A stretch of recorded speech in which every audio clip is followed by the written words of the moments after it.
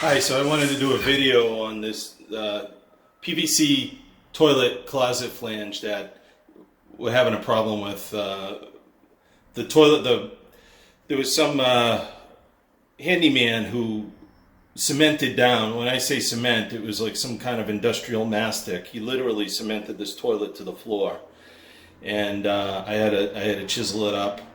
And we decided to replace the toilet. It wasn't broken in removal, but it was just time to replace it anyway. So we're going to replace the toilet, but the problem here is the flange, as you'll see in a second. Here what we have is a typical 3-inch PVC closet flange. And so there was a metal ring here, and it just totally disintegrated. It's like absolutely gone. So I swept it up. A lot of it, I know it looks horrible now, but you should have seen it 5 minutes ago. And so what we're going to do with this internal cutter, it's like a little saw blade. I don't know if you can see that. But this will cut inside the PVC. I've already cut it. I think you should be able to see down there, and you can see where it's cut down there. And just by rotating this, having this spin around and just going like this until you reach the other side. And now this is ready to come up. So what we're going to do once that comes up is we have this replacement flange, which is much longer. It's a repair flange. It's a great invention. There's different ways of doing this, but I find this is a better way than other ways. So what we're going to do is once this comes up, we're going to pull this up and we're going to glue a standard 3-inch PVC coupling right where it separates. And then we're going to, once that's glued, we're going to glue this into the other side of the coupling. This is the same size as 3-inch PVC pipe. It's a little thinner wall, but it does the trick.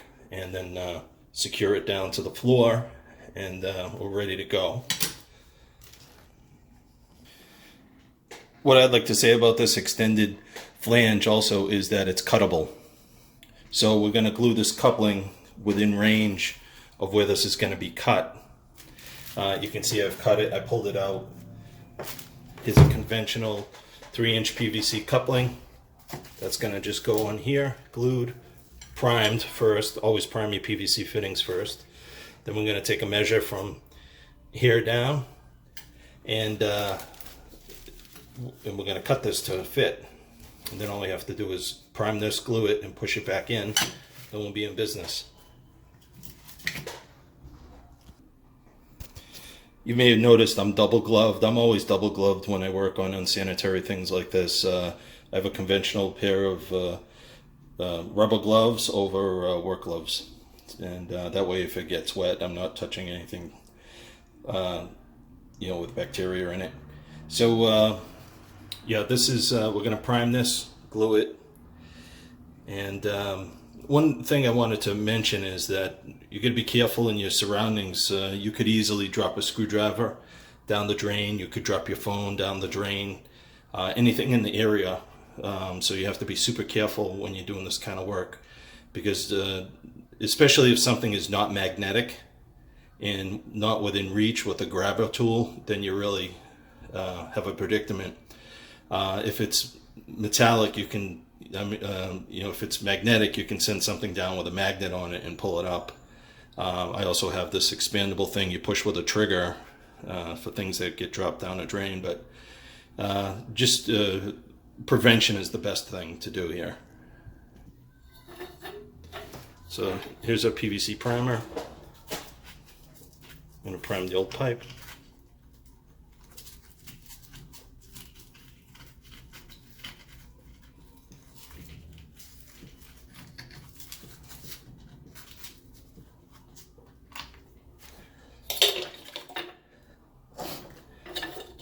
I'm going to prime our coupling. Doing this with one hand, so.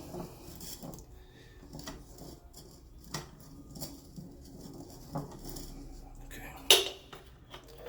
And then we're going to repeat the process with glue. On things that are really disgusting like this, I don't mind using old cans. That way you don't contaminate a new can with this.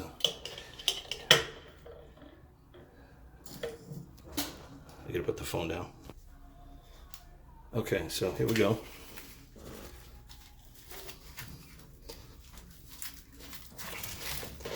Now with PVC, has a tendency to push back on you. So you really gotta, if you put it in and turn it, you gotta hold it. So the PVC procedure is to prime both the socket and the fitting in the pipe, and then you glue both the fitting and the pipe. But when you insert it together, you turn it a quarter of a turn, then hold it.